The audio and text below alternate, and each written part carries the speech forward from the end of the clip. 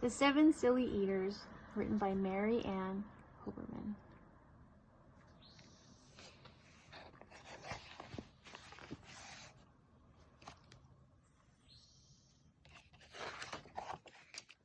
And this book was written in 1997. Not so long ago, they say, a mother lived, just like today. Mrs. Peters was her name. Her little boy was named the same. Now Peter was a perfect son, in every way except for one. When Peter was just 1 year old, he did not like his milk served cold. He did not like his milk served hot. He liked it warm, and he would not drink it if he was not sure it was the proper temperature. But Mrs. Peters did not mind. She was a mother sweet and kind, and when his milk spilled on the floor, she patiently prepared some more. She'd take the bottle from the shelf and chuckle softly to herself. What a silly sort of eater is my darling baby Peter.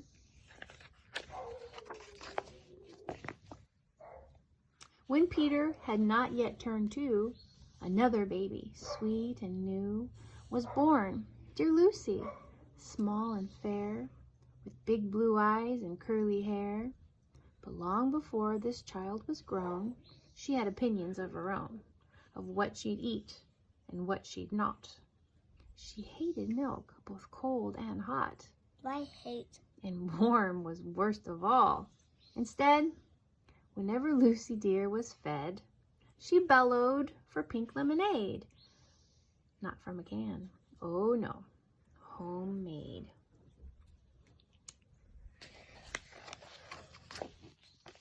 Okay. But Mrs. Peters did not mind. She squeezed each lemon to its rind, while mopping milk up from the floor and patiently preparing more. She'd take the lemons from the shelf and giggle softly to herself. What a silly pair of eaters are Lucy dear and Peter Peters. Now Lucy grew and Peter grew till he was 3 and she was 2. And who was 1?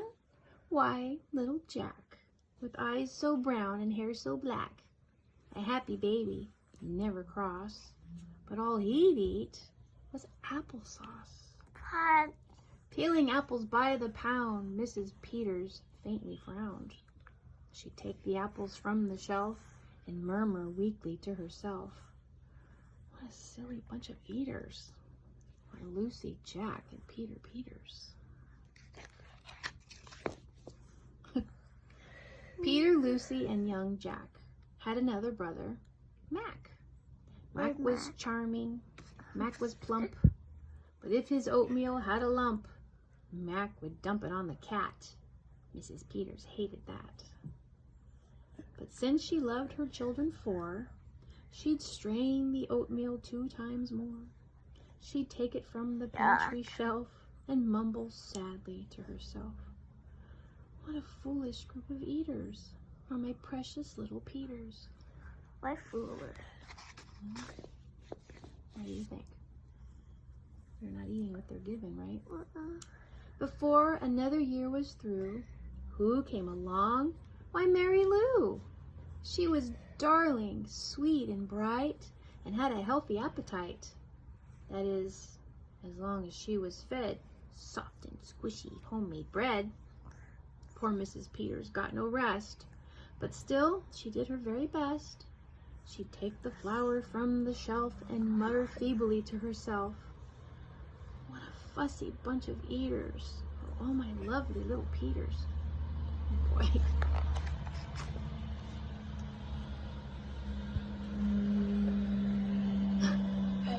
Yeah, there's a lot to look at. A year rolled by, the children grew. They really are a splendid crew, sighed Mrs. Peters, pinning pins and diapering brand new twins. Little sisters, quick and smart, impossible to tell apart. But flow like poached eggs and Fran liked fried. If she mixed them up, they cried. Tired to the very bone, Mrs. Peters groaned a groan. She'd take the eggs down from the shelf and whisper weakly to herself, "What persnickety young eaters are all my 7 little Peters." Now time went by as time will do, and as it passed, the children grew. Could you make them talk? The problem was that as they grew, their appetites kept growing too. But not their choice of what to eat. Each child continued to repeat. They wanted what they'd had before. The trouble was, they wanted More. more. Could you make them talk? Could you? Let me keep on going. Creamy oatmeal, pots of it. Homemade bread, lots of it. Peeling apples by the peck. Mrs. Peters was a wreck. Oh my goodness.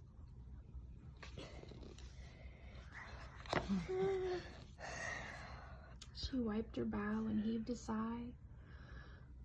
Another year was passing by. In fact, she realized with sorrow her birthday would arrive tomorrow. Drearily, she shook her head and wearily went up to bed. Secret. She thought the children had forgot her special day, but they had not. At crack of dawn, they all began to carry out their secret plan. Like the 2 babies. Mrs. Peters would be fed a birthday breakfast in her bed. A No. breakfast made of all the foods that kept them in such happy moods. So while their weary Here's an mother apple slept, ear. down the stairs the children crept, and from the cupboards and the shelves, happily they helped themselves.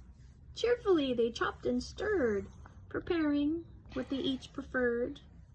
But despite the pains they took, since nobody knew how to cook, to measure things or make them hot, the more they tried, the worse it got. Look at, she's making some bread. Yeah. Isn't this one you like, Angela? The babies. Oh my goodness. First, Mac's oatmeal turned out lumpy, which made poor Mac turn grim and grumpy. In fact, the lumps got him so cross, he dumped them in Jack's applesauce. This bothered Jack so much, he threw it in the dough of Mary Lou, who tossed the mishmash that made straight into Lucy's lemonade. And that put her in such a huff, she poured the icky sticky stuff into the double frying pan that held the eggs of Flo and Fran, who flung the hodgepodge on the spot into the milk in Peter's pot. He's like, yay! Oh boy. It's like a marching band of baby. Look, he's But so clean that up. when they saw what they had done, they wished they'd never had begun. They hardly slept a wink that night, and still things hadn't turned out right. And even though they tried their best, it hadn't worked. Ooh. They were depressed.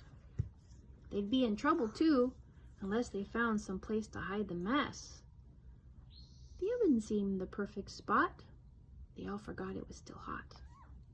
They stuck the pot inside, and then they all went back to bed again. The clock struck 6, but they slept. Meanwhile, their mother softly stepped down to the kitchen, smelled a smell. What could it be? She could not tell. It smelled so good. She sniffed some more and opened up the oven door. She woke the children with her cries. They all came running in surprise, and in the kitchen what they found was Mrs. Peters dancing round. And in the oven, no mistake, a pink and plump and perfect cake. Look, all these fat animals are so happy. And as their mother danced with glee, she cried, A birthday cake for me? A birthday cake still piping hot? To think I thought that you forgot. Now tell me, please, how did you make this pink and plump and perfect cake? So high and light and smooth as silk? It's smooth as silk from all my milk, said Peter. Lucy said, it's pink from all my lemonade, I think. And from my apples, added Jack. My oatmeal made it soft, said Mac. My bread dough, too, said Mary Lou. Said Fran and Flo. As for its size, it was our eggs that made it rise. Then everybody sniffed some more and danced around the kitchen floor. Oh, yeah. They put the cake upon a dish and lit the candles. Make a wish, the children cried, before you blow. And Mrs. Peter did just so. And what is more, her wish came true, as birthday wishes always do. And from that day to this, 'tis said, the Peters family all is fed. A single simple meal, just one, a meal that's good for everyone. A meal on which they all agree, made from their secret recipe. They all take turns in mixing it. They all take turns in fixing it. It's thick to beat and quick to bake. It's fine to eat and fun to make. It's Mrs. Peters' birthday cake. Look at the birthday cake matches her dress. You're right. The end.